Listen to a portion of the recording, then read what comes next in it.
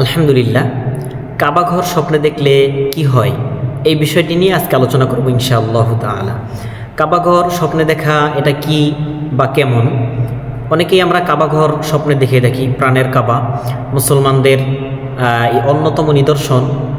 এই পবিত্র কাবাকে আমরা অনেক সময় স্বপ্নে দেখে থাকি এবং এই স্বপ্নের ব্যাখ্যা কি হবে এটা জানার জন্য আমরা বিভিন্ন সময় বিভিন্ন মানুষের শরণাপন্ন হই। তো এরকমই একটা বিষয় আমাদের কাছে এসেছে। তো বলেছেন স্বপ্নে কাবা ঘর দেখলে কি হয়, এই বিষয়টি জানতে চেয়েছেন। তো ইনশাল্লাহ এই বিষয়ের স্বপ্নে কাবা ঘর দেখলে এর তাবির কি হবে, তো এই সংক্রান্ত বিষয় নিয়ে আমি ইনশাল্লাহ কোরআন এবং হাদিসের আলোকে এবং খাবে রুইয়া এই খাবে রুইয়ার আর আলোকে আলোকপাত করার চেষ্টা করব ইনশাআল্লাহ তাআলা। কাবা ঘর স্বপ্নে দেখা এটা অত্যন্ত সৌভাগ্যের একটি বিষয় এবং অত্যন্ত ভালো একটি নিদর্শন। যদি কেউ কাবা ঘর স্বপ্নে দেখে তাহলে মনে করতে হবে সে সুখ শান্তি এবং সফলতা এবং কামিয়াবি এবং আল্লাহ তাআলার বিশেষ রহমত সে প্রাপ্ত হবে ইনশাআল্লাহ। এবং যদি কেউ কাবা ঘর স্বপ্নে দেখে তাহলে বুঝতে হবে সে শান্তির গণ্ডির মধ্যে চলে আসবে ইনশাআল্লাহ এবং তার ন্যায়পরায়ণতা এবং ধার্মিকতা দিনে দিনে ক্রমান্বয়ে বৃদ্ধি পাবে। এটা হচ্ছে কাবা ঘর স্বপ্নে দেখার সঠিক তাবির।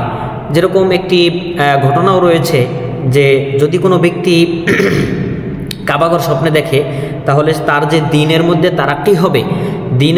তারাক্কি হবে তার একটি ঘটনা রয়েছে। কিন্তু হজরতে সাঈদ ইবনে মুসআব রহিমাহুল্লাহ এর নিকট এক ব্যক্তি এসে বললেন যে হজরত, আমি স্বপ্নে দেখলাম যে আমি কাবা ঘরের উপরে দাঁড়িয়ে নামাজ আদায় করছি, আমি সেখানে দাঁড়িয়ে দীর্ঘ সময় সালাত আদায় করছি।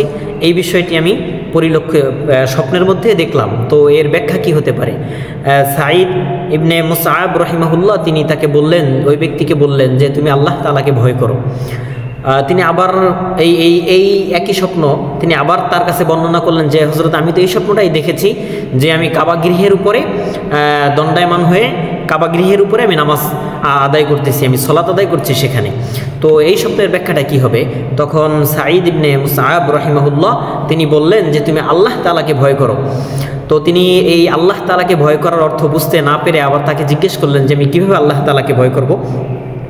তখন সাঈদ ইবনে মুসআব রহিমাহুল্লাহ তিনি তাকে বললেন তুমি যেই কাজই করো না কেন এই কাজের মধ্যে আল্লাহ তাআলাকে ভয় করো। তখন ওই লোক বললেন যে হজরত, আমি কাদেরিয়া তরিকার একটা মতবাদের উপরে আমি বিশ্বাসী, এই ভ্রান্ত মতবাদের উপরে আমি বিশ্বাস করি, এই ভ্রান্ত আকীদাকে আমি আমার মনে প্রাণে লালন করি। তো এই বিষয়টাই মনে হয় আল্লাহ রাব্বুল আলামিন আমাকে বুঝাতে চেয়েছেন যে আমি ভ্রান্ত পথ থেকে সঠিক পথে আসার জন্যই আল্লাহ রাব্বুল আলামিন সম্ভবত আমাকে এই বিষয়টি বারবার স্বপ্ন দেখাচ্ছেন।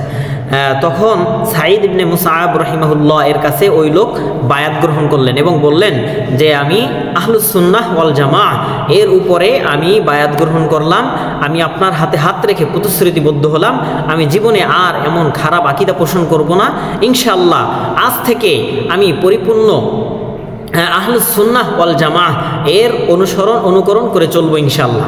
তাহলে দেখেন এই যে কাবা ঘর স্বপ্নে দেখার কারণে এই ব্যক্তি হযরত সাঈদ ইবনে মুসআব রহিমাহুল্লাহ এর হাতে কি হলেন? বায়াত গ্রহণ করলেন এবং তার কাছে আহলুস সুন্নাহ ওয়াল জামাআহ এর যে সঠিক নিদর্শন আছে, সঠিক পথ রয়েছে, সঠিক তরিকা রয়েছে, এর উপর চলার অঙ্গীকারবদ্ধ হলেন। তাহলে এই স্বপ্নের সঠিক ব্যাখ্যা আমরা যারা কাবা ঘর দেখছি, আমি আশাবাদী যে এই স্বপ্নের ব্যাখ্যাটি আপনি যদি কাবা শরীফ দেখে থাকেন অবশ্যই 100% আপনার এই স্বপ্নের তাবিরটি সঠিক হবে ইনশাআল্লাহ।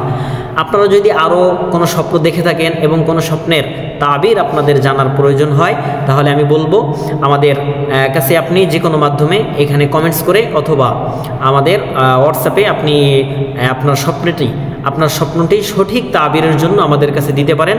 ইনশাআল্লাহ আমরা আপনার স্বপ্নের সঠিক তাবির করে আপনাদের কাছে পৌঁছে দেওয়ার চেষ্টা করবো ইনশাআল্লাহ। জি, আসসালামু আলাইকুম ওয়া রাহমাতুল্লাহি ওয়া বারাকাতুহু।